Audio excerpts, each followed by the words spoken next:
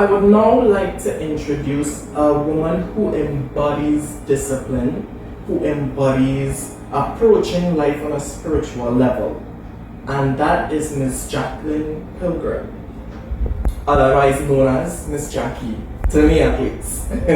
Right? So please allow me to bring her on and let her give us an insight on what it is like to look at Port Shamrock.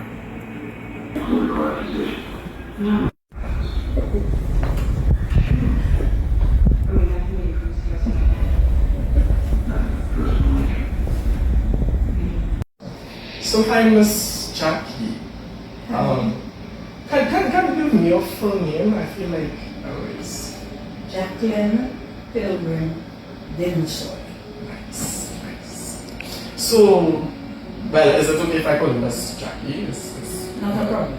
No problem. So tell me, how long have you been working at Port Shamrock?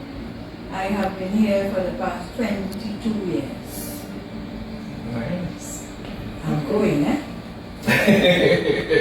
Okay. So if I'm not mistaken, you deal with the disciplinary department of this institution, right? So tell me, do you think that there, especially in this day and age, do you think that there is a lack of discipline, and is that contributing to most of the socially displaced people we have? Okay, while discipline is of utmost importance, I will not say that it is totally the cause for homelessness, right? Because everybody comes in here with a different problem, right? And no, nobody was born on the street, right? So persons grew up in homes, and there was discipline in homes, right? But because of bad choices, persons left home and ended up living on the street because of the bad choices, and became indisciplined. Right. Okay. So I know that when clients come in, they come with their guard up. They come with the defense mechanisms they would have had out there to survive, and they come here with that. So what are some methods that are used to break those walls down or assist in breaking those walls down? Alright, first of all, when we do interviews, right, with them, we let them know about the run of the center, right? So you get them in a comfortable mood, and they will therefore start relaxing and start coming to terms with, whatever services we giving them here. Right. And tell me, are you happy with the direction in which this institution is taking? Are you happy with where it's at right now? Because I know it wasn't always what it is today. I believe it started off as the canteen center, right? And because of lack of promises, lack of keeping up with promises that was made by various institutions, this Port Shamrock turned into what it is today. Right? So are you happy with the direction in which this institution is taking? Yes, of course, because we are seeing more people coming through the system, and we are always happy to help clients along the way. And I am happy with the direction that we are taking, because now people are knowing more about Port Shamrock. Right? And this is a plus for us. Right. So, answer me this now. I know in this day and age, the type of love and attention that is being given here, it is rare to find because everybody is so for themselves now. Right? So, tell me, what inspires you or what motivates you to get up and say, okay, I'm going to do this today?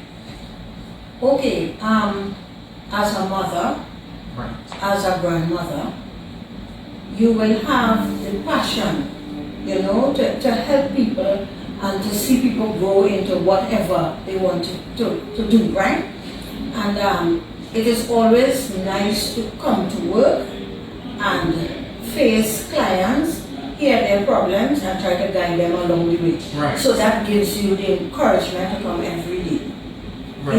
Even though it is hard, because we are here 24/7. Right. But it inspires you to come and do more. Right. Okay, so tell me, because you made a statement that sometimes it can be hard. Is it tough to balance your personal problems and deal with the problems of the people at this institution? Do you find it overwhelming? No. Do you no? No, Okay. it's not. Because as a former manager of Shamrock always told us that when you come to work, you leave your problems at the gate. Because Right. we have other people's problems to deal with, right? So I have practiced that from inception. And when you come on a morning, it's several different problems, right? But you have to know how to manage each person's problem and how to deal with each person. Because every person here has a different issue. Of course. Right? Of course. Okay. So there's a state. Well, you are aware of the stigma socially displaced persons get, and it is not a good one. There's one statement in particular where they say, once you're an addict, you're always an addict. So tell me, what are your thoughts on that statement, and do you think it is correct, or is it just a myth that people make up? Okay, since I came into the system, I have always heard that statement being made, right? And sometimes I wonder if it is right, because we have had clients pass through here Right. and who overcame their addiction and they live in normal lives. Right. So, but I know for a fact that they are always one smoke or drink away, right? So, I am not, I wouldn't say I have the authority to say that statement is not true. Right. But from my opinion, I feel that persons could overcome their Addiction. I feel so. Okay. And tell me, what is something you would like to see happen to this institution to develop it even more? First of all, funding, more funding. Right? So that we will be able to take in more persons, and we will be able to maybe hire more professionals to come in and help us along with certain problems that we encounter. Because from time to time, we reach the stage where we have mental persons coming in, psychiatric, right? And then it is hard to see that we don't have the workforce to help them. You understand? Right. So more finances. More finances. Yes, and then we will be able to go more places further. Okay. Do you think that people in high places or like high dignitaries and stuff, do you think they are doing enough to help and support socially displaced people? I don't feel so. I feel that more should be done and could be done, because we need more homeless shelters. Right. Because every day when you walk down the streets, you see new persons on the streets, and the persons, they are coming younger. Right. You understand? So I feel that more could be done. More institutions could be opened up so that we can help persons, homeless persons. Okay. One more question, right? Do you think that lack of traditional values contribute to what is happening in our society today? Because as you are aware, most of the parents we have today is still in the young phase, so they're still figuring it out, and then they have children who also trying to figure it out. So do you think that is an issue, a major issue that isn't talked about, especially in this community? It is a fact. And well, you see in it, and as a matter of fact, Bible prophecies are fulfilling, because the Bible told us that children will be having children, and we see in it right now. So they need training for themselves, and then they are becoming parents. Right. So there's a breakdown in discipline there. Right. You know, so we will always have these problems occurring all the time, unless we get serious and we put things in place. Then we will be able to take care of that problem. Right. Okay, so I want to know, what is a piece of advice you can give, especially to people who's out, because there are people out there, as you rightfully say, there's always someone new on the streets. There's always someone new out there who's trying to find the answer, or who's trying to find that release, that shelter, right? Is there a piece of advice that you can give to them that, says keep going or hold on or something like that? The first thing I will tell them is come to Coach Shamrock. Right. That's the first thing I will say. Or find another institution and seek help. It is important, and there is help, because we have churches that help also. It's just that they don't have the facilities to house them. Right. But the important thing is seeking help. Right? And I recommend Coach Shamrock.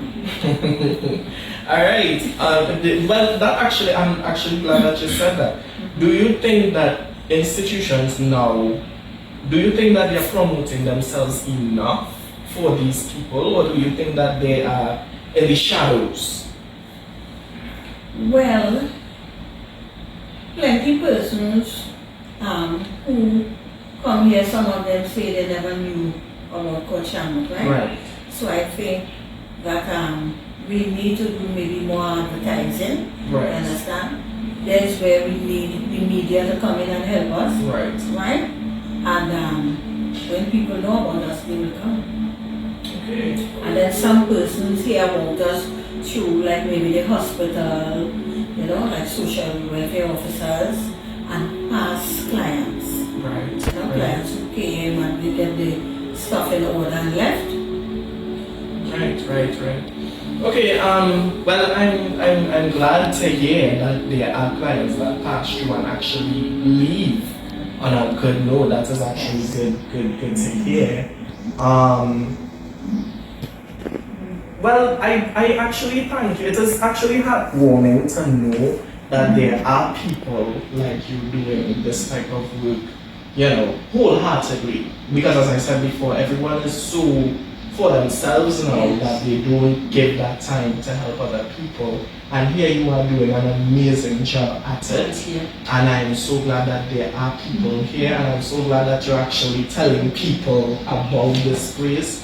So I hope you continue to do this. I hope you continue to be that light. Be that light, because as the Bible rightfully said, let your light shine on men, that they shall see your good work and glorify your Father in heaven. Thank you. So continue to do that, and thank you. Thank you, actually. Okay. No.